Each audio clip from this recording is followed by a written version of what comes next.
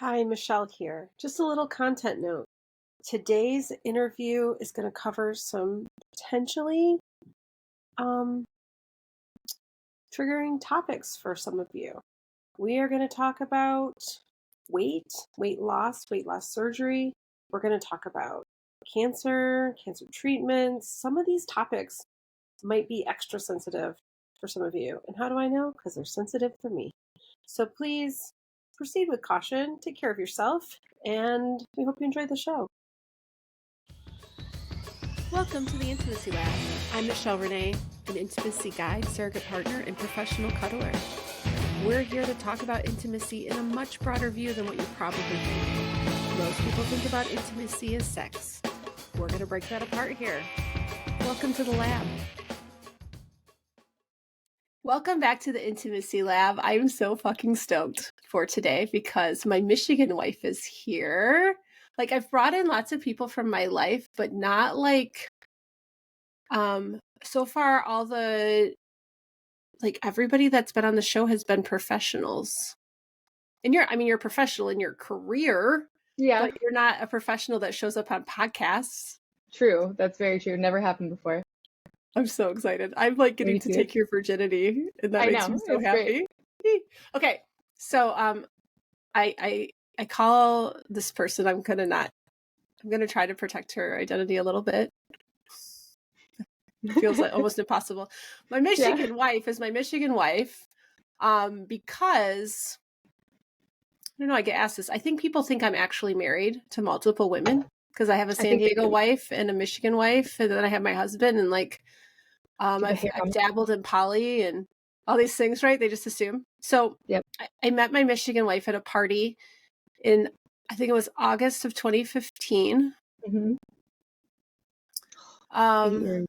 I know, a long time ago. And I paid you like this compliment about something you were wearing, and you were feeling a little insecure in the space. And I was like, you're fine. You're fine. Like I also have a lot of stuff around spaces where I don't know a lot of people. Yeah. And I went to multiple parties at that person's house, and I found myself a lot of times sitting in the big beanbag that was in the back room. Yep. So anyways, we met that day. And then in October, I had my 40th birthday, and I invited the community at large. Like, we were part of this big group of people. And you showed up with a gift. Like, nobody gave me a gift. It was my 40th birthday. I didn't ask for gifts by any means, but you showed up with a gift, and part of that gift was an item that was similar to the one that I complimented you on. Yeah. And it was just, I don't know, we were friends after that. Like, I can't wait for the cards that we're going to do. We're not really stranger cards. Okay. And I've already looked at them, but my Michigan wife has not looked at them yet. So, I know what they are, and I'm so excited to do these with you. But we did these at my wedding, and Michigan wife was there, of course, thankfully. So you know all the stories of the people's reactions to playing these cards at the tables. Like, there was such a mixed. What was your reaction to the cards at the reception? I don't remember what the one was at my table, but they were good. I thought it was such a clever idea, and they were so thought-provoking, and they instigated a lot of conversation, which I think is perfect, especially, like, I knew like 3 people at your wedding. I made fast friends with a lot of people there, but I knew like you and Paul and Sarah.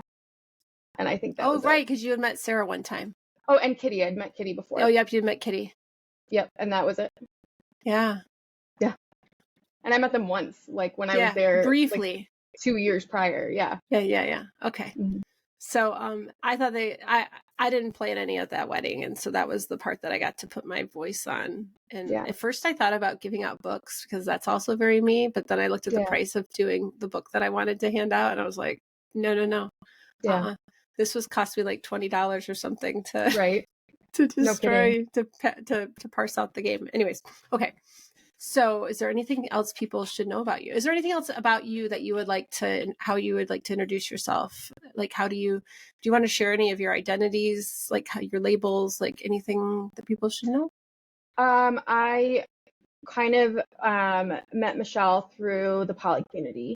No longer really in the poly community, but I have this spot where I don't feel like I belong anywhere. Where I don't go to like the poly community events. I haven't in a long time, but a lot of my friend group is there. They're still very kind around West Michigan and invite me to things, and that makes me really happy. I can't always make it, but I feel very happy that I'm still invited. Otherwise, like Michelle is my best friend, and I miss her so much, and I'm thrilled that you get to live in California, and I'm thrilled that I get to come visit you in California. I'm so excited that we're doing this. We should do this, like not even recording it, like on a regular, like a monthly basis. I know we're great that in the fact that we don't require a lot of maintenance. Yeah.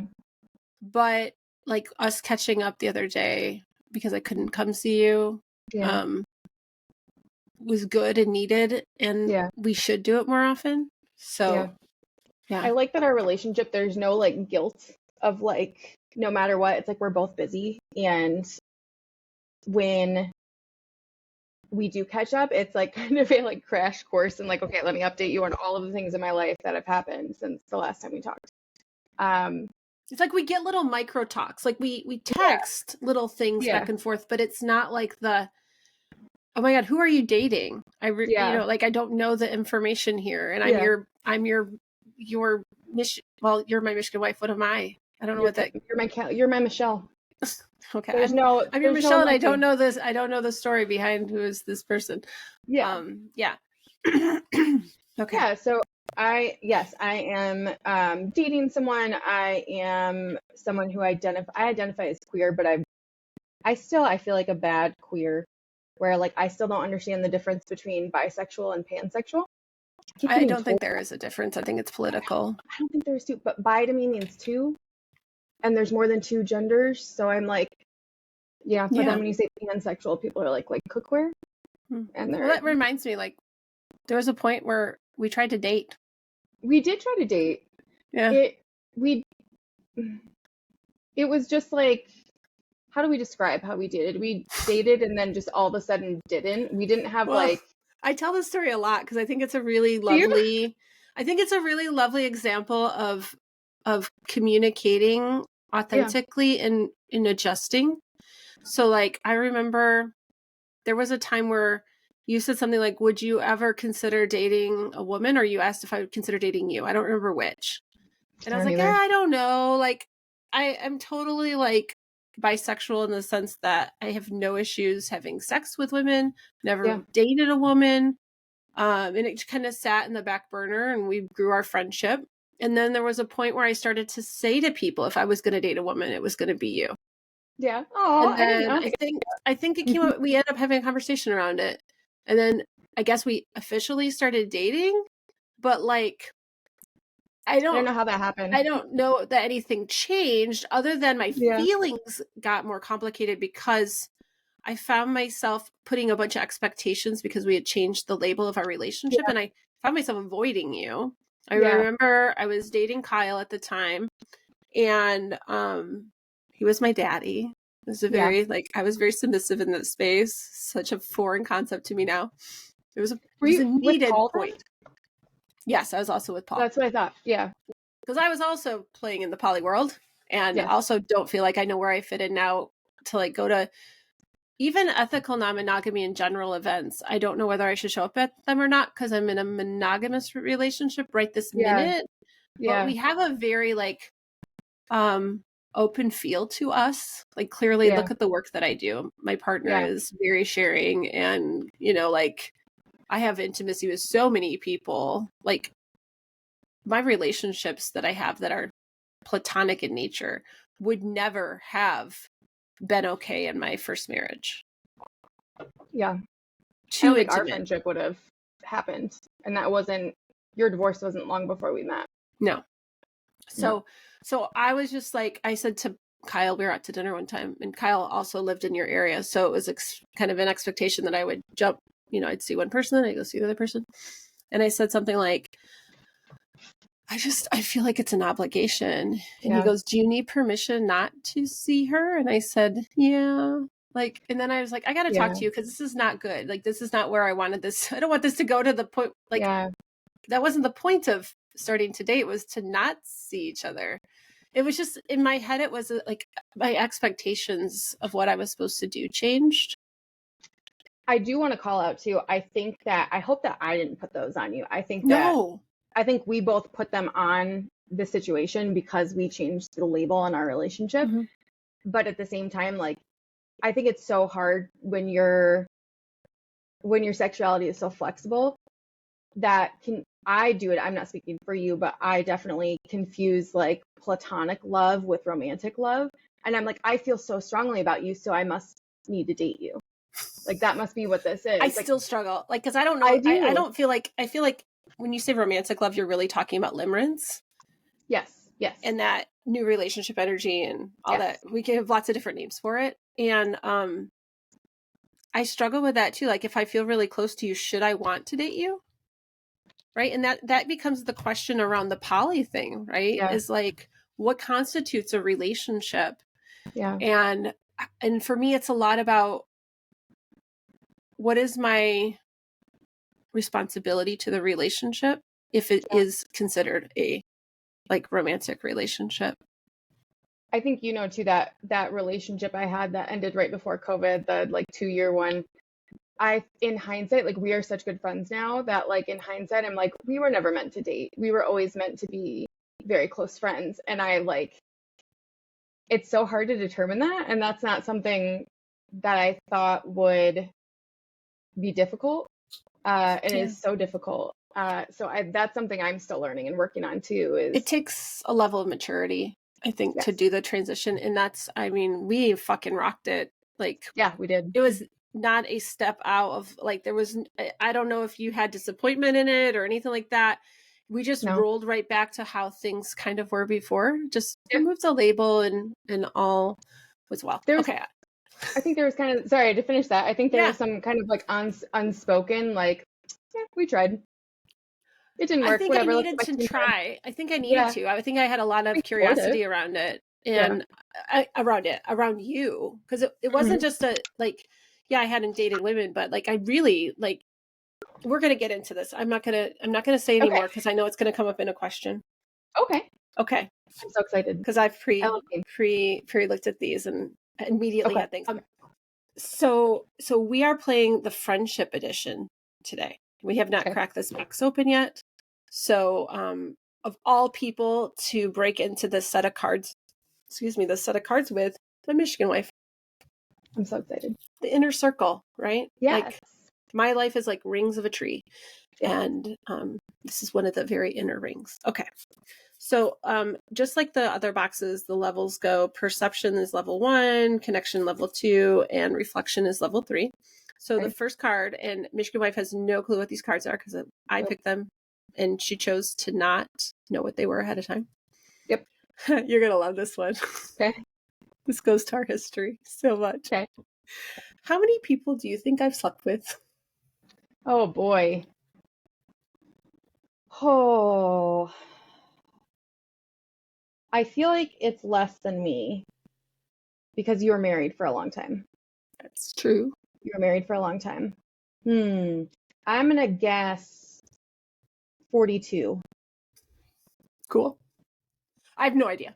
I don't have any idea either. Yeah. I'm going to guess, if you guessed 42 for me and you think you slept with more, I'll put you at, I don't know. I hate putting a number on this. Okay. Yeah. I'm not going to put a number. And this is why I was really loving this card, is because I want to tell a story that I've not gotten a chance to tell on this podcast before. Yeah. Years ago, so I love podcasts, and I was listening to, God, I don't remember the name of the podcast anymore. It's not around anymore, but Ashley Manta, who is the canosexual, her specialty is cannabis and sexuality. She had a podcast with one of her best friends, and I just can't remember the name of it. But there was an episode where they were talking about going back and having sex with people they've had sex with before just so their number didn't go up. That seems like such a strange concept. And I went immediately, like, I think I can, as someone who doesn't have pictures in my mind very much. Yeah. I am literally driving the S curves in Grand Rapids. I feel like this is where I heard this, and I made this declaration. I was never going to keep count. Yeah. Because it's pointless. It doesn't do anything but shame yourself or give people an opportunity to shame you or what have you. So you might be right. I have no fucking clue. I have no idea. I stopped, and not to say that like, I do think there is kind of inherent shame around that. I hope that like my kids don't experience that. And I mean, we can't even there's not enough time to get into religious trauma and all of that. But, you know, you and I both grew up with that, and my kids are not growing up with that. So I hope that that's a big part of the shaming. And I think I don't know that I kept track. It's not like I like wrote them in my diary or anything, but like it was easy to keep track of until I like probably till I got married. And then like then it like stopped. Like I'm like, why am I doing this? This is stupid. Like, why am I keeping track? Why does that number matter? It just allows people to judge you, and the people who do care about those things. And so anytime a partner or anyone has asked me, I always have follow-up questions of like, number one, why are you asking? And number two, does my answer affect how you feel about me? Yeah. And if so, then why? Then you're someone I shouldn't be dating. Yeah, I could just say plenty enough to know what I'm doing. That's a great answer. I'm gonna steal that. Plenty enough to know what I want. Yeah. Plenty enough to have practiced asking for what I want and being able to tell you what works for me. Yes, exactly. That's all that matters.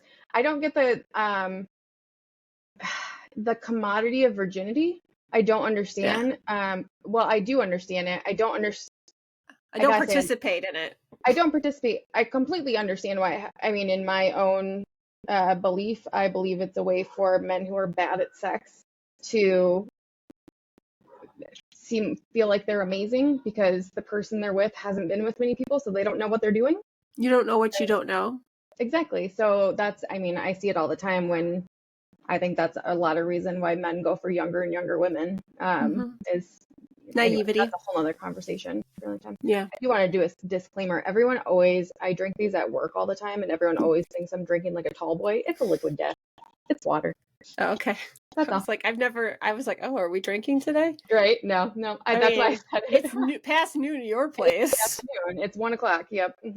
But I mean, hey, okay. So that was, I loved the opportunity to like, blow that idea of body count. Like, absolutely. Fuck you. Yeah. Yeah. Okay. Level 2. What's an exciting change you've been seeing in yourself, big or small? Ooh, this is for me? We're both going to answer it for ourselves. Okay. Yes. Do you want to answer it first, or do you want me to? I don't care. Do you have a preference? I can go first. Okay. Exciting change I'm seeing in myself. Michelle and I have both been losing weight, and for whatever that, for us, it's a happy, healthy situation. It's not a bad situation, not because of anything bad that's going on in our lives or mentally. It's things that we both wanted. And I've lost 130 pounds in the last 2 years. And the confidence, like I always considered myself a confident person. And I took a lot of bullshit in relationships. I will say with men mostly. With women, I didn't for the most part, but with men, it was it's like, I'll just deal with the cheating because they're dealing with me being fat. I'll accept this because they're dealing with the fact that I'm fat. It wasn't a conscious thought. It was a hindsight. Now looking back, I mean, like, wow, I put up with a lot. Yeah, because you are confident. Like, yeah. I'll say this similar thing. Like, yeah, I thought I was really confident, and I'll say that I went through weight loss surgery, vertical sleeve, because my body hurt. Yeah. I thought I was really happy with myself at the time, and I wasn't doing it to change my body image, Mm-hmm. but more so because everything hurt. But I'm going to be real transparent and say that I was talking to Michigan Wife about this the other day. I was going through some old like video journals, and I came across, get ready, tears are going to come. Yeah. I came across 2 videos. One was the morning of surgery, and one was I had a 3-day water prep before Mm-hmm. surgery, or clear liquids prep. And after day 1, I made a video where I was like second guessing my choices, getting scared. Yeah. It's hard for me to watch it now Yeah. because of I have judgment about myself now. Yeah. I see myself differently, and it's hard for me to touch into the feelings that I felt then of being okay with myself the way I was. But I do know 100% that I went into it for the purpose of feeling better, like Yeah. for my joints. Like it just, everything was hard to do. Everything took so much effort and energy. Just the idea of like, I have to go outside and use the stairs. Like, Yeah. could I avoid that at all? Like for as long as possible? And I did a lot of things despite my weight. And I too have lost around 130 pounds Yeah. also, really getting close to that. And I don't hesitate to run down the stairs for something. It doesn't cost me as many spoons, physical Yeah. spoons, to do things. And I feel shitty the way that I have looked at those videos. Like, it doesn't feel good to have that judgment about myself, but it's hard to see. It's hard to see because we've talked about this many times. We don't Yeah. see ourselves the same way as we do when we see ourselves in a picture or something. Yeah. We You're have like like, reverse I think body I still look dysmorphia in like a I did in way. high school. Yeah. Like, what are you Yeah. talking about? Yeah. And then you see a And picture and you're like, oof, that it's hurts. hard. Yeah. But the thing is, that's really fascinating, and this goes to the changes. I'm gonna make a list. I told you I'm gonna make a bigger like blog post or something about this journey because I have not talked much about it. I've never hit it, but I haven't spent a lot of time because it's a delicate topic, Yeah. right? I am all about health at any size, and to Yeah. be fair, like when I did my consult with my bariatric surgeon, he was like, so you have nothing health wise wrong with you at this time. Yeah. And I'm like, I know at this time, but it's coming. Yeah. Like it's coming, and I want to get ahead of it, but also I just like you put that much weight on my frame, and add sports injuries from high school and all this stuff, like it just fucking hurts. Yeah. And so I was like this patient that I had nothing on my chart. I mean, like I Yeah. wasn't on any medications. All my lab tests would always come back good, and I thought, what a great opportunity. And I really struggled to get to this. Yes, you and I talked about it. Like Yeah. we really started looking at it together. And I had, well, when did I made the decision? It was summer of 2020 that I was like, I'm doing this, and I had a appointment to like schedule I think surgery in you like moved forward August. faster than I did. Yeah. I was Yeah. like, well, it took a long time for me to get there. I mean, we talked about this the other day, but it was like, I had a doctor mention it to me a couple years prior, and I was always like, we're not there yet. Like, I can lose the weight. Mm-hmm. And for me, as well, I had a breakup in 2020, right before COVID started. So like, eating my feelings a bit there. You and I have discussed like how before it was nothing ever worked. It wasn't for lack of trying. We'd stick to I don't even want to call it a diet. I'd say a lifestyle change, and it would start to work. And it wasn't just like, oh, I'm going to drink this cayenne pepper tea. It was like, I'm making a change in my life. And here's the things that I'm doing to make it happen. And for me, I'd do it and I might lose 5 pounds, and then the next month I gained 10, doing the same thing, being just as committed. Right. But I think society tells us that we're clearly failing. Yes. Yeah. It's like, Right. why don't you just try harder? Like, you're clearly Right. like you're cheating on your diet or something, is that thing. Yeah. So then COVID started and I put on more weight. And then in July of 2020, I was diagnosed with stage 4 breast cancer. I did chemo from August. So like my August appointment obviously got canceled because the cancer clearly took precedence. And I did chemo from August to December. And, you know, the diet culture, former eating disorder person was like, chemo, you say? Like, you mean weight loss? Like, I'll lose weight. What a happy silver lining. Can you imagine that, like, looking back at that, like, yeah. Plus, I'm pissed because I didn't lose weight. So Right. I put on 85 pounds just during chemo. They don't tell you about like how bad steroids hit you and how like the amount of weight, like when I look back to even from when I like around the time of my last chemo to like right before I had weight loss surgery. I finished chemo in December of 2020 and I had my weight loss surgery in September of 2020. Just even the difference in my face, like the puffiness. I think I probably gained weight between the end of chemo and the start of weight loss surgery. But my face, the puffiness from the steroids was just insane. But, you know, we had talked about it. You had your surgery in June of 2021. Yep. So you had already kind of been on that trek and like prepping like while I was going through chemo, and then I had to get like doctor's permission.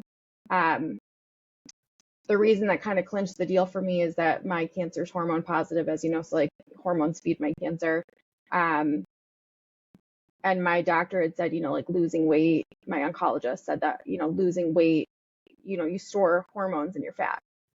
Losing weight and getting to a healthy weight is going to be just as pivotal for you as any other lifestyle changes to stay cancer free as long as possible.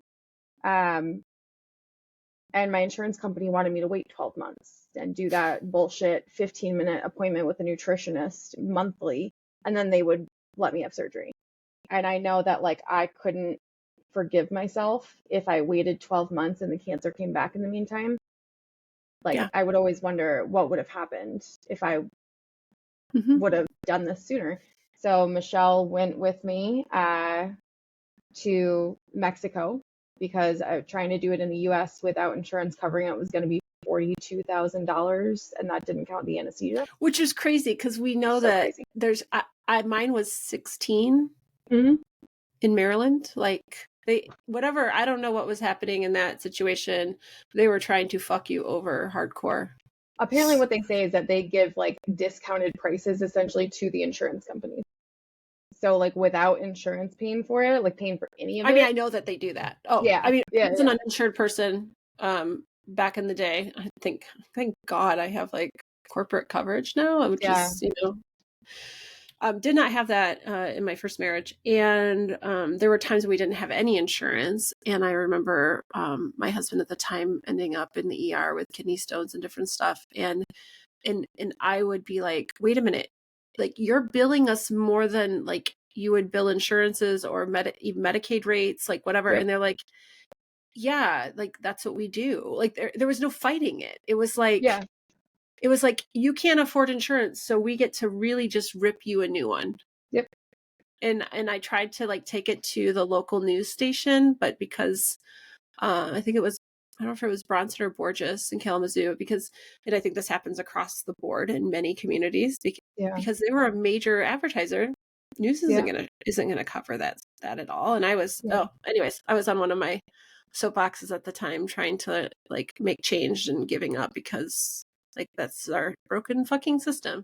So you moved forward and said yes to the surgery, and then instead cancer decided to like cock block you. Yeah, no kidding. Fucking, you know, turn your life upside down, but also mine for all sorts of trauma, cancer trauma reasons. I got to the decision. I had started water aerobics classes that fall. And that had nothing to do with weight loss, right? You just wanted to move your body, or did you want to? I was always trying to lose weight, right? Like chemo, right? Always trying to lose weight. Yeah. And I had watched somebody from like TikTok or YouTube or somewhere that was talking about, you got to find an exercise that you enjoy. Yeah. And I decided to go try water aerobics. And I loved how I felt in the water because I was an athlete in high school and I could move my body in the water. Like I was still 18. Like it didn't affect my joints. And I mean, it helped that I was in like the seniors arthritis class. And so I was top of my game in there, you know, right. Put yourself in a space where you are number one. And, you know, I felt like a total badass in that class. Yeah. And then I kept moving through some of the harder classes and I was doing this whole, like, shouldn't I, you know, now Michigan wife is in a place where she can't move forward in it. And I even came to you and I said, when I made the decision to go ahead, I said, are you going to be upset? Yeah. I remember that. I think that's what I love about you is that we showed this in our first, like, we should date. And then, oh, I'm changing my mind. Yeah. Like we've been able to have these like very transparent conversations. And so part of it was clearing it with you and making sure that I didn't have like guilt or try to get rid of any guilt. But Paul said to me, and this clinched it for me. He goes, I imagine you just want to feel how you feel in the water. Oh, Paul. And he got some gems like that. Mm-hmm. His other thing, he said, and I never heard this from anybody. Yeah. I see how hard you've tried. Oh, the validation. Oh my gosh. Yeah. Yeah. Like I was witnessed, not just from another like fat friend, right? Yeah. But like from my, you know, partner who lives with me and can actually honestly say, I've seen you try. Like I've seen how hard you try. So I decided to say yes. Yeah. And I was fortunate that I had good coverage. I only had a 3-month plan that I had to go through. Yeah. So I was able to get it done in June of 2021. But then it was really interesting to turn around. I think I was 6 weeks post-op when we went to Mexico. Yeah, it was September 19th or 20th, 3 months maybe. It was end of June, so July, August. Okay, so closer to 3 months. Sorry, it wasn't 6 weeks.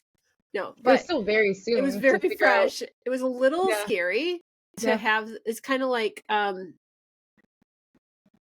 watched my sister give birth to her youngest or her oldest. Yeah, 6 weeks before I had my second. Yeah, that was not a smart move, right? Because I'd forgotten, right? Yeah, and so here I had this fresh. I have like personal experience, and we end up in Tijuana. And and it wasn't a terrible experience. I think you get what you pay for. Yep. You're here, but there was times, it was interesting. There were times that I was scared, and I think it was not necessarily, I think because it was different than what I was used to, but also so many people were like, you're having surgery in Mexico. Like I had all those people in my head at that point. So I on it, like looking back on it, it's like looking back on childbirth. Like there's just like you're saying, like there's parts that I'm like, I probably have rose-colored glasses on in hindsight, but also I think I let all those people get into my head too. Yeah. There were scary parts mainly because it's different than it is here. Like when there was a nurse starting my IV and I asked them, would you please put gloves on? Mm-hmm. They had just washed their hands. I'm sure it's not any, less safe than it is here. But that was for my comfort level of like, hey, not only am I in a different country doing this and I'm a little bit scared, but also like I'm immunocompromised. So can we be extra careful? And we're literally working off like Google Translator. Yeah. Yeah. Like it was interesting. And that's kind. I've forgotten for so long until this moment. I feel like I got shafted that whole trip on like the experience of like, I had we shared a room with another person having surgery and they were so kind and so nice, but I had like no TV in front of me. Like it was just like no window, really a TV mount Yeah. No television. We had no window. No window. We were one of the only people that had an interior room with no window. Yeah. So, Other people had these floor to ceiling windows. Yeah. The facility itself is gorgeous, but the other people's rooms, we'd walk by after surgery when I was doing my walks. We'd walk by and be like, oh, look at their window. Yeah. Yeah. I mean, I think you get what you pay for. Yeah. I paid the same as everybody else, though. No, I'm just saying compared to like for people that are like, oh, like, what do I do? I think it's one of these things of like, honestly, I think if you could do it in the US, that would be my suggestion. Yeah. Right. But I think that if it's something you really want, I'd do it again. It's an option. Yeah. Make sure you bring somebody with you. I just can't imagine doing it without somebody. I couldn't, and no hate to my mom whatsoever, but I couldn't imagine if my mom would have come. Because my mom would have been just losing it the entire time. She would have been like, I'm taking you out of here. We're not doing this. And like, she would have had a rough time. You were, again, looking back, you were the only person for that job. Like I needed somebody that I trust, somebody that could see me at my worst. And just, you do such a great job in a crisis, like all through even like my cancer treatment and stuff. You were such a rock for me, even though I didn't consider it as much as I should have at the time because I was you were going through your own shit, sweetie. You don't have to consider me. The amount of trauma I'm sure that brought up for you and everything going on, you were still my person. Oh, the fucking do you remember the day that you thought you were going to get diagnosed with inflammatory breast cancer? Like, yes. Like, I was like, that's not possible. I've already had this in my life once. Yes. It's too rare. It's not supposed to happen this way, right? It still sucks that you got diagnosed with stage 4, but like the overlaps were a bit there's still a bit much for me, but we're here. So especially initially being diagnosed stage 2 and being like, oh, I can go into remission, like I can do this. And my mom went through breast cancer 11 years before my adoptive mom that I'm not related to. Both still welcome to being a woman. Yeah, right. So go like finding out like 6 weeks later that I was stage 4 was a shock. And so I think back to our question was like, how do we feel? What's an exciting change you've been seeing in yourself? Yes. So I'd say like, I don't know, like there's been other people in our like French poly community in Grand Rapids that have had some sort of bariatric surgery. And I remember people commenting, they're such a bitch now. Like they're and it's like, these people who had the bariatric surgery, I didn't know them well. So I didn't know them before. I didn't know, a lot about them. I thought they were fine, whatever. But like now looking back at that and knowing how I feel now, are they a bitch or are they just no longer taking shit from you? Are they an asshole or are they just standing up for themselves and holding their boundaries? And having the confidence to do that. Like, I think what you're really saying is that you used to be able to walk all over them and now you can't. Yeah. And I think that's the biggest change I've watched with you. Yeah. And I don't think it's just the surgery. I think it's going through cancer. I think it's like a combination of fucking all the shit you've had to deal with. Like my 20s were hard. Your 30s fucking suck. I was always. I just want to say that for you. My 30s were not that bad, but like your 30s, Michigan wife. I'm trying not to use your first name.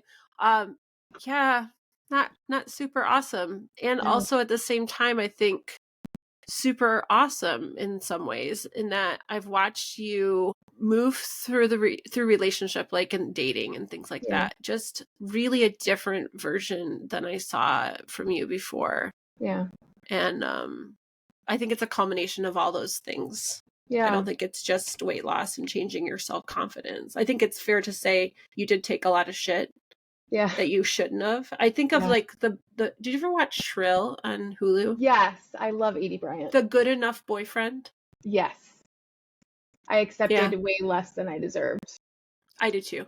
Yeah. And even in this current relationship that I'm literally in right now, he's grown a ton. So like no shade to him as far as like where we are today.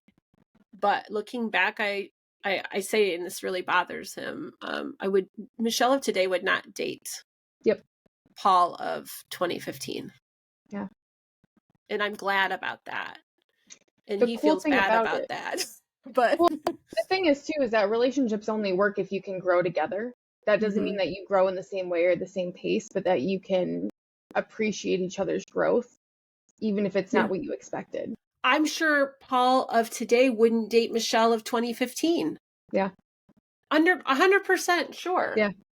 Like I'm not 100% sure. I'm just gonna. Yeah. I think he's getting better at seeing red flags, and I had red flags, like, Yeah, for sure. Oof, I mean, same. there's still some in there that people probably are like, I don't know about that. Yeah. I have some baggage, right? And it shows up in Don't relationship. we That's all? where it comes up. So, yeah. Before we move to the last question, because I want to finish this like circle of conversation. I want to say one more thing on that too, for maybe it's for Paul. But I think if we look back and we're not embarrassed about who we were, what are we even doing? Like, if you're not embarrassed about who you were 5 years ago, what's the point? Yeah, I don't know if embarrassed has to be the right word, but if we're not humble, yes, that's about, like, if we can't see that we've changed, if we haven't changed, we're supposed to. Ooh, like, ick. Not my people. I want to wrap up the weight loss story part, because I just haven't ever talked about this, and I feel like if this is my it's not a coming out for me, but I certainly haven't had long form conversation around this. I had the surgery in June of 2021. I lost about I think I lost like 60-ish pounds, but some of that was before surgery. And I stalled. Like, I lost it really slowly, and then I stalled for a while. And it was like a year and a couple months, maybe a year and 3 months. So I'd stalled for like 6 months. Yeah. And I was feeling very much like a failure. And I didn't have great follow-up care. I mean, you went to Mexico, had no follow-up care, and I can't say I had much better. Yeah. Just FYI. Some of it's on me, because like, but you're not supposed to utilize be the person. it. Yeah, they're supposed to be. Well, I just it was interesting because we started during COVID, and so I never have gone into their office. Yeah. Never. Even post-op, they did a video call with me. So I just never felt really engaged with the office. Yeah. And Mounjaro hit the market. One of the weight loss drugs. Yep. And I was watching. Was it developed for type 1 diabetes? Type 2. Type 2. Yeah.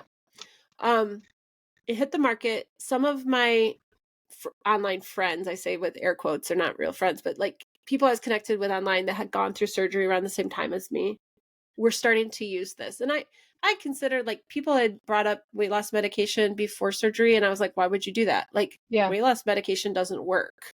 Like, because we're thinking of like hydroxycut type of stuff that we've been on everything, not everything, but like I was like, no.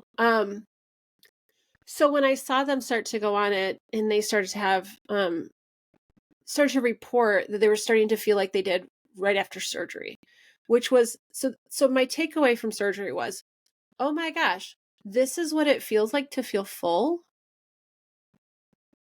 I never had that feeling. I was never satiated. Yeah. I was never satisfied. It was like I was an empty bucket you could just keep shoveling food into, and it never hit like so how that happens for people at home. We have hormones in our bodies and in our brains that trigger messages, right? And my messages of full didn't work. Yep. And I didn't know how bad they didn't work until I could feel the opposite. Yeah. Right?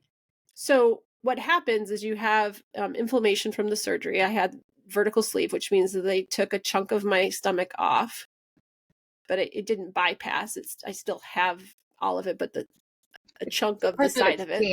we lost. Which Yeah. also happens to house a spot where you make your hunger hormones, which was an interesting. These are the things you learn in prep for surgery, is that Yeah. it's not just about making your stomach smaller. Yeah. That's a misconception I think a lot of people have. Yeah, Yeah. it's really about changing your body chemistry. Yep. And so what happens is after surgery, you have a lot of inflammation. So when people say, "Oh, I stretched my stomach," no, you just you lost your inflammation. You recovered from surgery. Yep. And so like I think you had a much more aggressive surgery than I Yes. did. We've talked about Absolutely. that. Yeah. Yeah. Like it's the theory of like, because I still can't eat what I'm over 2 years post-op now, and I still can't eat what most people can eat at 6 months. Yeah. So like, yeah. You've always had a stronger reaction to being overfull. Like I've Yep. never vomited from that. I know you are very Too many quick times. to do that. Yeah. Yeah. So in that stall, what also started to come back was this feeling of hunger, and Yep. fullness was a little harder to reach, the Yep. feeling of. And I was getting really bummed about that, because that was the big deal. Like that was the biggest part of the surgery for me, was like, wow, I get to feel full. I don't Yeah. think people that don't know what that feels like, or they've never not felt it, they don't Yeah. understand the contrast. So I watched my online acquaintances start to use Manjaro, and I started to listen in on the conversations, and it was this talk of like, look, obesity is a chronic disease. Yep. We talk about, oh, I don't want to be on medications forever.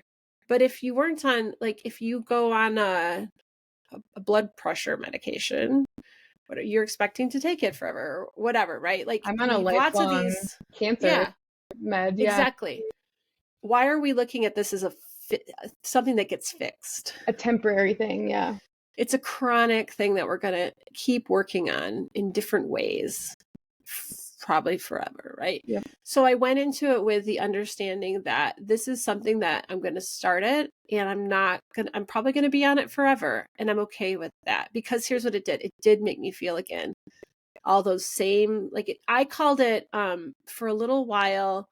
When I had one client, I didn't want to tell that I had surgery, because I didn't want to listen to him give me a bunch of shit about it. Like, just didn't want to go there. And I just told him that I had gone to my doctor and was on some hormone replacement therapy, which, guess what? GLP-1s, which is the class of medication that I was on, is a hormone that we already have in our bodies. Like, so I wasn't lying, right? But and then so I've had great success on it.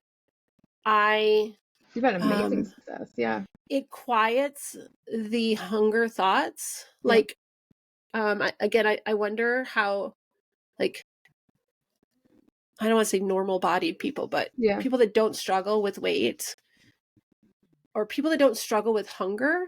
Yeah. If they understand that this food noise is what a lot of us call it, how consuming that is. So for me, the medication has it's kickstarted my weight loss again. So I've lost another 60 pounds, right? And it's the mental health component of not having that food noise all the time that is like so worth it. The freedom of like, I don't think about food all the time. And it's not like, we talked about this the other day, but like I've kind of not in the opposite realm, but like I also was I always think of like Tobias Funke from Arrested Development as like a never nude, but we were like a never full type of situation where I wasn't like in your situation where you were hungry all the time. I didn't know what hunger felt like. So for me, it wasn't like, oh, I'm hungry, I need to eat. It's maybe a day and a half of not eating, I would get hunger pains. So for me, it was like, I didn't really understand what hunger was. Hunger to me was, I could go for that. I could do that. That's, I'm craving this. I must be hungry. So I also never got full. And like, I never had that. You would think not being hungry, you'd get satiated faster or something, but I never felt hungry, but I also never felt full. So when people would say, "Oh, just stop eating when you're not hungry anymore." It's like, what do you mean? I feel like my stomach is empty all the time. So after having surgery and finding out real quick what that first day, it took me like an entire 24 hours to drink a protein shake, like a 12-ounce protein shake.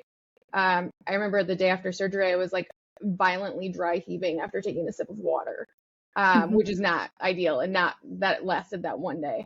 And believe me, there were several times You that I was also like, had you had the acid issues that they weren't addressing. Like I we was had some allergic to extra omeprazole. complications. Yeah, like it was they wouldn't, yes, there were some extra. I'm so happy that I made that decision of like, let's go back to San Diego a day early and stay in like a comfortable hotel there, because I'm done with this. Like you said, there was no real like follow-up care. The follow-up care was like, if you need to see a doctor in your hometown. Yeah. And luckily I didn't have any complications. There are plenty of people who do. Not just people who have surgery in Mexico, people have the surgery anywhere. Oh, Yeah. yeah. Absolutely.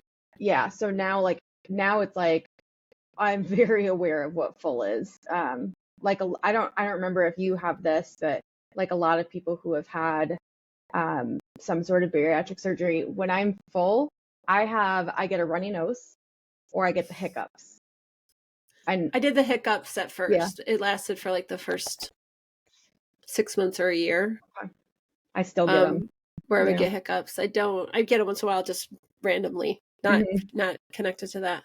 What I did like about the Mexico program, and I took this home with me, I was trying to get away from diet culture, right? Yeah. Like I want to just, like intuitively eat and like enjoy what I'm eat, like just get away from all the guilt around shit. And Yeah. I was coming out of the program in the States with like this, you shouldn't be eating carbs and all, and I was just like, why are we still in this space of like, in Mexico it was like Whole Foods, Yeah. eat Whole Foods, Yep. right? Legumes were not an enemy. Yep. Like Right. I love beans, right? Yeah. Like, and it was this always this feeling that again I was failing Yeah. because I was like wanting to eat whole foods. Yeah. Heaven freaking forbid. I personally got away from the protein supplements as soon as I could because I could eat, but Yeah. I know for you it's been a little bit different. Yeah. But where was I going with this? Going back to the medication. Oh yeah. I just feel better on it. Like the brain chemistry stuff, the hormone stuff. So I want to talk about it from a place of like, this is a lifelong thing for me. You don't know what you don't know, which I say 100 million times a day, it feels like. Yep. And what I know now is that my weight was not all in my control. Yep. I think that maybe in the beginning, so I grew up pretty like I had no weight issues. I was probably on the higher end for my age group and stuff. I think I have a really dense body or something, but I was like looking at pictures and stuff. I was always very fit, and I was, a 3-season athlete and all that kind of stuff. But I think, I got with would turn into my husband. In between, like, really wanting to dissociate from my body because I was not advocating for myself, especially in sex, and had this kind of, I think, unconscious, maybe I can make myself unattractive thing going on. But also we ate really shitty food. Yeah. Like we didn't hesitate, like the amount of fast food we ate. I think I just broke my body. I think I got to where, so then I got pregnant when I remember gaining a little weight in college, like freshman 15 was a little bit more than that for me. Ben and Jerry's was offered in the cafeteria as like a buffet. And I'd never had Ben and Jerry's before. And Pizza Hut stuffed crust came out my freshman year of college. And I got a Discover card. Like I could track things, right? But I think if it had been just a temporary situation, I could have backtracked that, got myself in check, But it became a lifestyle recovered anyway. from that. Yeah. But I got pregnant like the next year, like in 1997, I got pregnant, and I gained 50 pounds with my firstborn, and then I never really lost that weight, and then I gained another by the time I had surgery, I was up to 326, and I got pregnant with Weston at 208. So you can see where that went. So I think I spent so many years stressing or taxing my system. Yeah. That I do think that I broke the metabolic part of my body, right? Yeah. Like I think that the way that I've responded to Manjaro or tirzepatide makes me think that there was some insulin resistance going on, even though my A1C never showed that. Yeah. Right? Like I do think, because I have responded really well to it, and it's been a nice, steady, slow, like really slow weight loss. It's not like this is all, I'm a year and a few months since I started taking. So I gave it to myself for my birthday. For my birthday in 2022, I called up my doctor and I said, I'm freaking out because my stall has now ended and I'm starting to creep up in weight. And I'm scared. Yeah. And I feel like a failure. And they didn't treat me like a failure. They said, "Oh, would you like to try some medications?" Yeah. And I was like, "Oh my God, thank you for not making me feel like shit," because I was making myself feel like shit. Yeah. And they were so easy to like just be like, yeah, like and now I get it. Like I feel bad I had all these judgments about like weight loss medication doesn't work. And then when I started to learn about this specific group of medications and like, oh, well, these actually show these make sense to me. Like science wise, they make sense to me.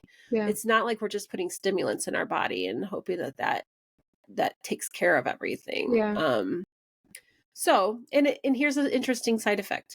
They're seeing a lot of people on these stop craving like alcohol. Yeah. So like for addiction recovery, it's really interesting. The like it has a cost to it. I think that it's really fucked with my entire pleasure center.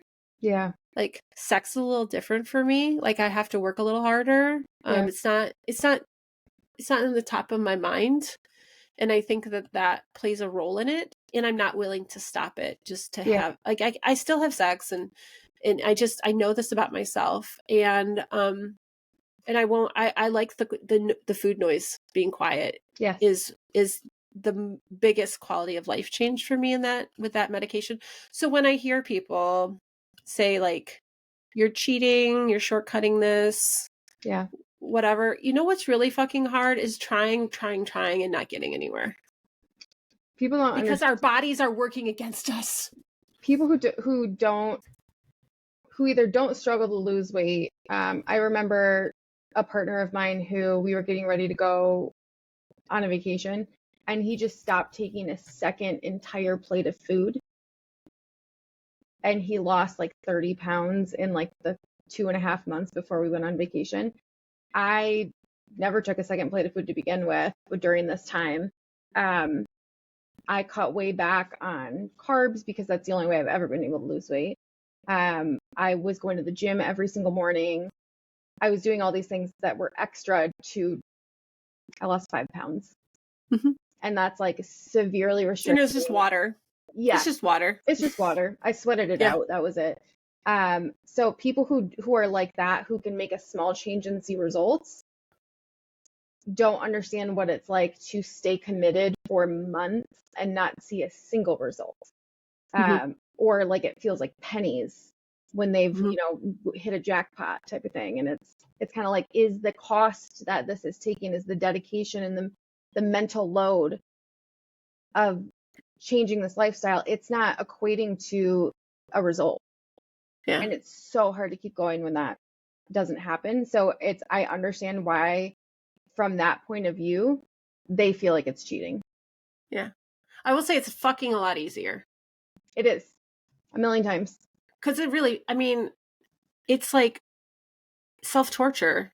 Yeah. To keep doing something that's not making any any progress towards where you want to feel the change, right? Instead, it's just this self-defeating. It's like people want you to suffer. They want you to suffer if you're too. This takes me back to the whole like Barbie scene, right? Where you can't want to be thin, but and if you're too thin and you're too like, there's this, we're constantly in this thing. It's the same thing. I won't name who says this to me, but this person used to be always really critical of what I ate beforehand. Like, do you really need to eat that? Do you really, is that the best choice for you? And it's like, fuck, I can't even live, you know? And then now that I've lost all of this weight, it's, well, you don't eat enough. Now you need to make sure to eat this, or why don't you just try to have a few more bites? It's like, fuck, I can't win. Just let me. Am I a child? What's that? Yeah. Am I a child? Like, you just gotta eat a little bit more. Yeah. When you say, like, when you talk about the intuitive eating, I feel like I do that now without trying. I didn't set out to be like, I'm going to eat intuitively now. I feel like I eat like the people who don't try to lose weight. I have health in mind. I make healthy choices, but my day doesn't revolve around what I eat. It doesn't revolve around, oh, well, I have this many points left in the week for those of us that have done Weight Watchers, or, you know, this is how many macros I need to do today. You just live. Yeah. I don't crave meat. Like, Same. I'm much more apt to pick like the tofu option, or like I have to be mindful that I still need protein. Yeah. But like, it's not because like, you'll never hear me say, God, I crave a steak. And I used to be like, oh man, I would love a steak. Yeah. Now I'm like, I'll take 2 bites of it and be like, okay, that's enough. I know I can, like, I've thought about, I lean more towards vegan options these days. I could put in the work of being vegan, and I know there's a lot more options now than there used to be, but I also, like, I'm not ready yet to put myself back into the being very concerned about what I'm eating. Yeah. So I mean, I get it if you're vegan for ethics and whatever, for sure. But like, I don't want to be in constant consideration of what I'm eating. Yeah. What a fucking, talk about what is freedom. Like, the relief. It's been huge changes, small changes that feel huge. Like, it runs the gamut. And I'm really grateful that I do feel like I was in a really good mental space to have the surgery. Like, I haven't really struggled. People told me to expect to have a lot of like real like emotional struggles through this, and I haven't. I've had some stuff, but I don't think it's connected per se. But I always have stuff. But it's the best decision that I made. And it's kind of like, you'll remember this. Years back, I had this like big coming out post on Facebook. I like to just like, because I don't give a shit. I'm not beholden to anybody. Like, I don't have to worry about my parents think. I don't have to worry about, like, I don't work for anybody. I've always been self-employed. And I had this post on Facebook that was like, hey, guess what, people? You know what? Bankruptcy is not a big fucking deal. Yeah, I remember that. Society makes you feel really fucking scared about it. But guess what? Companies use it all the time. Why the fuck aren't you? Right? Yeah. And I had been through it. And I want to say the same thing about this. Like, do whatever you want. If you are actively trying to lose weight all the time, maybe consider this. If you're not and you don't want to, then don't. Like, it doesn't matter. Yeah. But don't fucking be like self-shaming. Yeah. That you might consider going down this road. And there's no, for the people who have heard a million times that they need to lose weight from their doctors. I mean, some of the, you know, skinniest people I know have heard from their doctors like, oh, I think I have tennis elbow. Like, no, you need to lose weight. Like, we've all heard it. But there's nothing, if you're comfortable with where you are, that's all that matters. I was not comfortable. I felt like the person that I am now that was trapped in a body that was limiting me. And I wasn't happy with that. It wasn't that I thought I was ugly or that I was trying to, you know, conform to a standard. It was like, I'm uncomfortable in my body. I want to be comfortable. I'm so comfortable now. And I'm still overweight for my height. Like, I'm sure the doctor would immediately still tell me to lose more weight. I don't feel the need to. Like, I'm very comfortable where I am. Yeah. And that's fine with me. I was still getting naked at beaches Yeah. when I was 300 pounds. Like, I mean, I wouldn't do that now. What's that? I said I wouldn't do that now, but I've never been a person who's, I like clothing. I'm never a like comfortable being It's not naked for everybody. person. But it has nothing to do with like, I alone in my bed, I don't sleep naked. Like, that's not a thing for me. But that has more to do with, it has nothing to do with who's seeing me. That's my own comfortability. I feel more comfortable in clothes. I think for me, it's like those things haven't changed. Yeah. Right. Exactly. I've been doing those things anyways. Yeah. What's changed for me is my how I say yes to things is different. Yes. So like here in San Diego, we have a nude beach called Black's Beach that is world famous. And it's a bitch to get to. I've tried every way to get to that beach because it's hard. It's really hard on your body. It's definitely not ADA accessible. Yeah. And I used to, Sarah would practically live down there. And so she would be like, it's my birthday. Will you come down to the beach? And I'd say yes, because it's your birthday. Like, it was like a once a year because I loved it down there. But it was like, I used to watch Biggest Loser. Just work. Yeah. Oh, same. Biggest Loser, when they would run them through those exercises where people are like, I think I'm dying. Yeah. I'm like, I think I'm going to die on this cliff. Yeah. Right. Because my heart was beating out of my chest. It still does. But like, I don't hesitate to say yes now. So now when the weather's nicer, I'm usually down there once a month. Yeah. And I've even gone down there just for 2 hours. Like normally it's like you got to be there for 8 hours to make it worth the hassle of the climb in and out. I've had an invitation where it was like, oh, we were going to go to lunch. I'd really like to go to the beach. I'm sure you don't want to go to the beach only for a couple of hours because that's all the time that we had available. Yeah. And I go, actually, I think I would be a yes to that. That's because I don't have a recovery day anymore. I don't think I'm going to die. The amount that I used to hate summer. Oh my God, I hated summer. And like, I was the person that wore jeans all summer. And again, this had nothing to do with how other people were seeing me. My thighs rub. Now that I've lost weight, my doctor can actually see that I'm knock-kneed. So like, no matter, like, I've never tried to achieve a thigh gap because like, I don't think that's a thing anymore. Maybe it's just left over from the 90s and early 2000s, but that will never happen. I could be 90 pounds and never have a thigh gap because my legs go in like this at the knee and then like back out. My legs have rubbed my entire life, and I don't even want to go as far as calling it the chub rub. Like, it's just friction. And sure, there's products for that and stuff, but like that was never comfortable for me. So I remember in high school going to a sports camp because I wasn't an athlete like you were an athlete. I've always been clumsy and never like talented. But I played tennis and golf.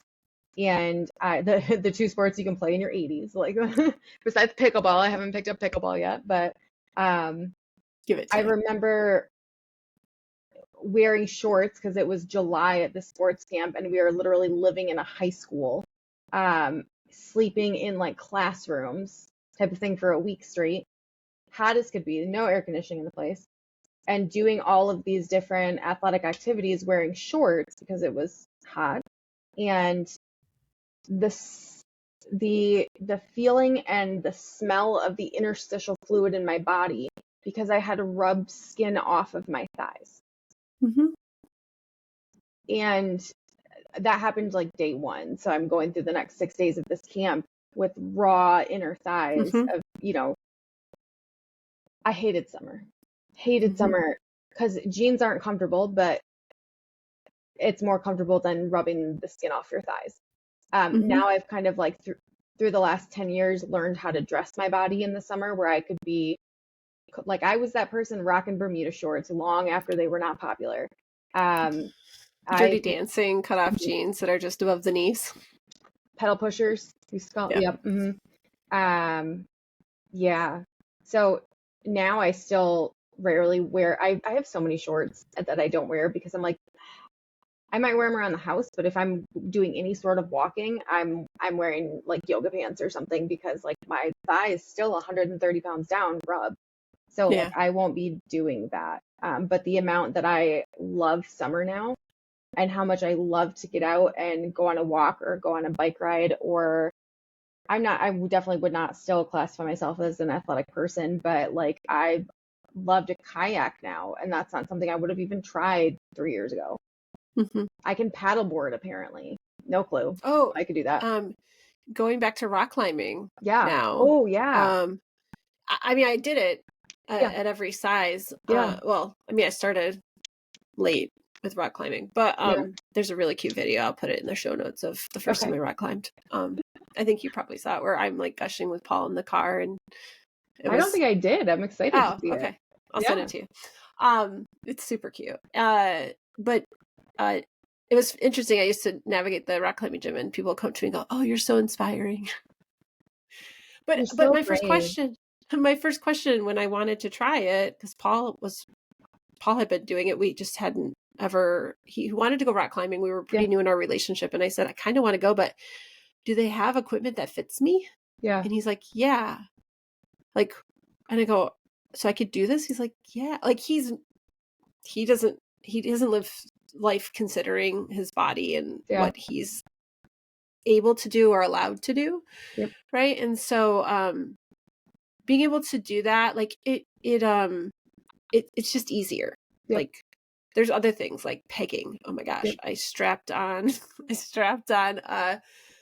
a dildo recently, and I hadn't done it since before surgery. Yeah. Oh my God. Completely different. Like I used to think that it was so hard on my knees and all these things, and I'm like, it's a whole different experience Yeah. now. So like it's kind of cool to keep finding things that I used to do, but they're just easier to do now. Yeah. Yeah. Oh, I get you. So I think we had mentioned the other day, when people make comments of like, I want to do gastric sleeve or bypass surgery or something, but I'm so worried about the extra skin oh and the amount that like Michelle and I have extra skin. yeah. I It's just don't, interesting. yeah, it is interesting. Like I'm not thrilled with the fact like I have a bunch of extra skin on my like my inner thighs and my like I got the arm. I'm sad I'm not wearing a short sleeve shirt to show you, but like I have those things. It just it doesn't bother me. Like the amount that like the joy of exactly like you're saying, being able to move your body, of feeling like when you say like Paul never considered whether he could do something or like if something would fit him. The world was made for people like that. And so feeling, and now should the world be made like that? No, the world should be made to consider everyone of every size, but unfortunately it's not. And the amount of feeling like, not like you fit, because I don't want to sound like it's conforming, but like, because that's not why either of us did it, but not feeling held back. Like I don't worry about going to an amusement park and being able to fit in the ride anymore, or like the anxiety of getting on an airplane. On the plane to San Diego when I was coming to meet you, and then we went to from there to Tijuana. The feeling of, is the seatbelt in the plane going to fit me? And I would bring, one of those seatbelt extenders because you never know based on the airline if it's going to fit you. Can I get this extender on before the person comes and sits in the seat next to me and sits there and judges me of like, oh, I'm sitting next to the fat person. The freedom of not, again, as a disclaimer, the world shouldn't be like that. The world should consider more people, but the feeling of not having that shame of, I'm so sorry that you have to sit next to me, or I'm so sorry. Like Southwest, when you pick your own seats. Yeah. So often they'd be like, this is a full flight. Well, if there was one seat open on the plane, it would usually be next to me. Yeah. Because who would want to sit in a cramped space? Yeah. Right. Yeah. which is a benefit. Like I remember one guy, they were like, it's going to be a full flight. And we get to nobody's boarding anywhere. I look at the guy next to me and I go, this is the benefit of sitting next to the fat girl. And he I have kind of motioned to his beer belly, you know, and we just like high-fived and kind of joked about it. But yeah, it's unfortunate. And I noticed a difference in how I'm treated. Yeah. Oh, that's the saddest part of like, I didn't think that would happen to me because like I didn't feel like people were rude to me. You know, you might get a look here and there, but I don't think people were like outwardly rude. It was just more of how people were thinking in their head that I was concerned about, which is stupid. Why even worry about that? But I didn't think that would change. I thought people would be just as polite before. Like I still had doors opened for me occasionally. I mean, I still got hit on at my highest weight. Probably not my highest weight because Because that you was had during booty. winter. I Like did. Yeah, that's you true. had great booty. I don't now. I've lost that, but which is Yeah. again, loved my booty, but like would take this in a heartbeat as a trade-off of like how I feel. I no longer care whether people find me attractive, and that freedom too has helped a lot. As long as I feel good, which I do. So, Yeah. you know, but yeah, it's the amount that I get, and I don't say this to like, you know, boast, but like that was a shock for me of like the amount that I'm approached now. I'm just like, oh, leave me alone. Like, I don't want to be approached. I don't want to. People are like, oh, it's flattering. I'd rather do without it. Like, no thanks. Yeah. Yeah. Yeah. I had a thought come up and I'm trying to pull it back forward. Oh, thrift store shopping. Oh, Thrift store shop now. we could never thrift store before. Yeah. Thrift store shop before. There we go. Yeah. It's now I'm just frustrated that the trend right now with thrift stores is to put everything in color order because it's pretty. Oh. But it's I don't want to shop that hard. Like I want to go to my section. Just put me in the extra large. Right? Yeah. Like that's my pet peeve around thrift store shopping right now. Yeah. But I can, and I'm so excited to do it. Like I haven't been in a long time. I need to do it. I buy a lot of my clothes at Costco now. Well, if you come out here, I will. I've heard bring extra room in your suitcase. I will absolutely do that. Yeah, I've heard I have a friend who moved here from Georgia who was like, your thrift store shopping is shit in Michigan, which maybe it's just West Michigan, but I don't know. I mean, I don't have enough experience, so I can't say, but I know that I've got spots that are like I'm starting to. We went thrift store shopping the other day with my kids while they were in town, and I was like, we went down to Hillcrest, which is the neighborhood, and nice. They have a bunch of thrift stores down there, and it was like, oh yay, this one is by size. Oh, this one is by color. Like, yeah, I ran out of steam really fast in that space, but okay. I'm kind of like, should we not do a third card because we were already at a minute or an hour and like 17 minutes? We can do it. Let's just be mindful of let's try to each keep our responses to like a couple minutes. Okay. I don't even know what I'm going to answer, but okay. I'll post the question. I'm sure something will come up for me. Have I changed your mind about anything? Oh my goodness. So many things. I know what I'm going to answer. I'm so happy we did this question. I remember when it was during COVID and I was so frustrated with my volatile relationship with my ex, and you told me, you know, you don't have to co-parent. Like, you know that you don't have to do that. That is not a requirement. Not doing it does not mean you're a bad parent. And I went through quite a emotionally abusive situation, and that's so hard when you have to try to co-parent with your abuser. And I tried for 5 years, and it wasn't like, there was still so much control happening. And you've changed my life in so many ways, but that was a huge one where like the abusive relationship no longer happens because I don't allow it to. Don't participate. Oh, the fact of the way I saw myself as like, I have no control over this. This is just how it is. And yeah, I don't participate anymore. There's no like, oh, I don't care what they think. I don't care. I do what's best for my kid, and I don't care what their opinion is of me. That's been going for almost 3 years, almost 4 years now since you said that to me. And oh my gosh, the way that that changed my life and like helped me with boundaries. Um, Knowing you is just fantastic, honestly. But you have such great advice, and the not only that, but like you are someone who you see me, Hmm. and you're the first person I think to see me, and I could argue the only person to see me where I don't have to defend myself to you. You are the first person to be like to call me out in a way, but like, okay, well, have you considered this? And be like, yeah, yep, Yeah. And shit. you hear it. Yeah, Like it's a very mutually loving, healthy relationship between yeah, us. yeah. Which comes to mind, like, what have you changed in my mind about? Mm. You are the first woman that I could trust. Oh, I feel that. I think I'm saying that too in a way of like the way you see me. I don't have to try to manage our relationship, or I don't have to guess and be Mhm. like, oh, is Michelle mad at me or something like, Mhm. yeah, Yeah, no, I really grew up in such a household of competition. yeah, And I always kind of treated my female friends pretty disposably in high school. And um, I was always, my friends are guys, right? yeah. Like, I was that um, person too. yeah. And I had the moment at Betty Dodson's body sex workshop, which was, all women. And I had this moment of like, oh shit, I need more women in my life. Like, this is really an area that I have not procured.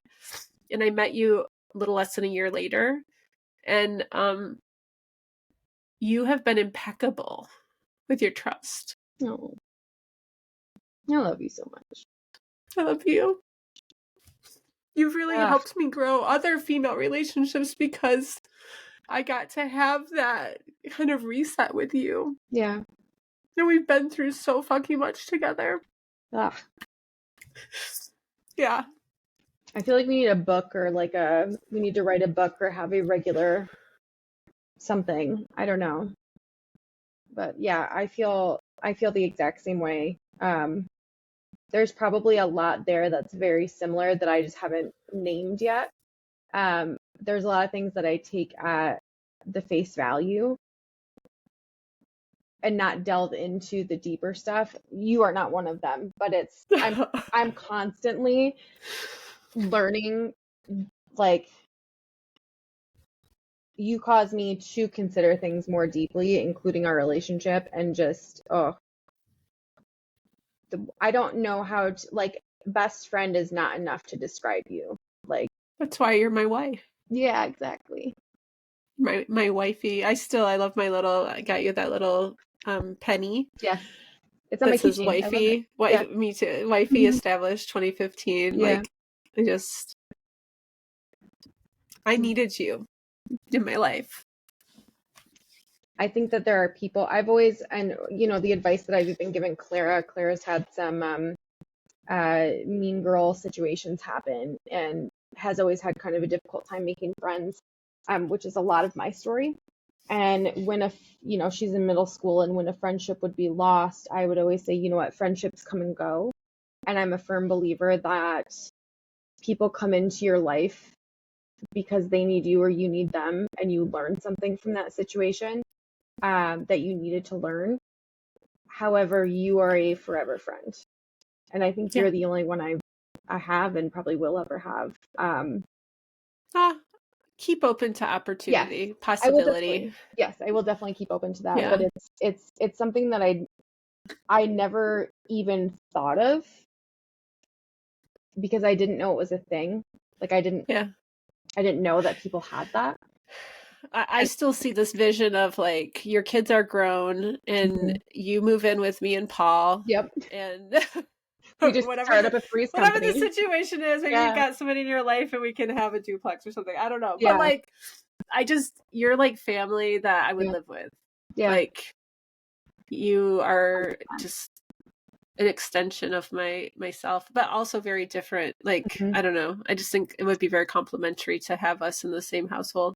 I think that's a good word, is the complimentary. Plus I'm handy. So I'm like, I mean, I became my own Home you Depot really have. lesbian. You really But I have. do have my window here in my office. I was thinking the other day, Michigan wife put this really cool paper up in my kitchen window that makes it all rainbowy Mm-hmm. and creates privacy. And this window is also facing right onto the stairwell that walks up, and it's my office space. And I was thinking, I should put that in this window. I don't want to do it. Yeah, I'll come do it. I need to do my sliding glass door because the dog keeps barking at the squirrels in the backyard, and I'm like, he might ruin it, but I'm gonna do that to not deal with the barking, hopefully. But yeah, all sorts of Yeah. solutions. Yeah. But yeah, you are very handy. That was the most lesbian thing that ever happened Right. when we officially were dating, and you're like, do you need a garbage disposal? I could put a garbage disposal Yep. in for you. And I was I can like, is figure this what it's like to date a woman? right. Like, I've developed a new motto that I haven't determined yet if it annoys the crap out of my partner, which is if a man can do it, it can't be that hard. I could YouTube anything and figure it out. So I'm like, if anytime I doubt myself, like I had a condensate pump that broke. And my basement was it wasn't flooded. There was like a big puddle around my furnace. And I'm like, this is probably not good. And I figured out it was the condensate pump. And I'm like, I can figure this out. I watched a couple YouTube videos. I went to literally Home Depot and bought a condensate pump and I replaced it. I didn't have the right parts. That's okay. Go back. No home improvement job is complete without.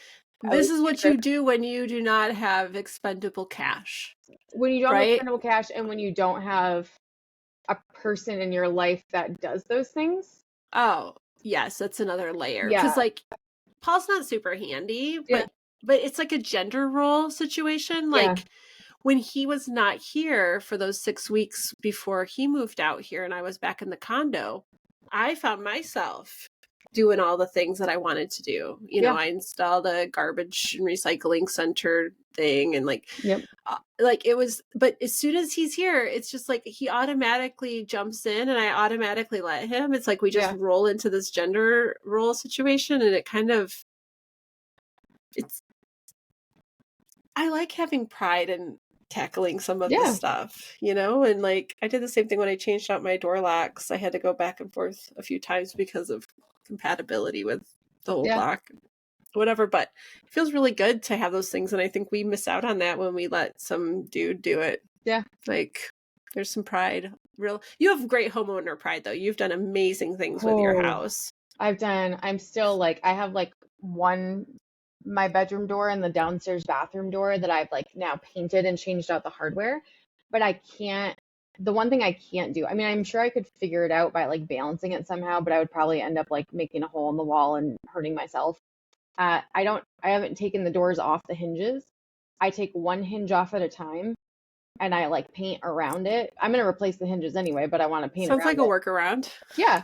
And it's so involved because the only reason it takes so much time is because it has to like dry in between before I can do another coat. That has to dry. Then I can put the new hinge on, then I can move to the other hinge. And it would be a lot faster if there was someone to just like help me put it on the door. So I am slacking on, I've had all the hardware for like a year. I just need to actually do it. But I'm so proud of like the things that I've done in my house.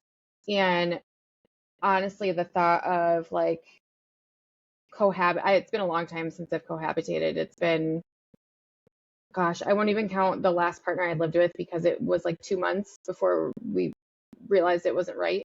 So probably my ex-husband was the last time that I lived with someone. And I definitely now I'm like, it would be wonderful in a lot of ways, but also like they're going to want to bring their stuff. I know, and you have such great taste, and that's going to be hard. You're going to end up with a wall of weird. That's I have fine. the wall of weird. I think what'll have to happen pretty quickly if it gets to that point is like moving into a new space that we can collaborate on, because otherwise it feels like my if space. You can afford to just literally clear out all of each of your stuff, like as far as furniture and stuff, and that's what we did when we moved back to San Diego. It finally feels like it's ours and not his with some of my stuff. Yeah. Like Yeah, if you have the money to do that, I Yeah. think it's worth it, but Yeah. not everybody has that. But Yeah. okay. Man, we've gotten off base. Yeah. It's all right. This is As we do. this is what every episode is like. Good. And I'm like, either you love it or you hate it, and I don't fucking care. Yeah. This is for me. Yep. I'm having so much fun doing this, and I don't regret it at all. Yeah. Like, I'm like, this is so fun. This is the shit I would do on the phone with all of my friends, and we just get to record it.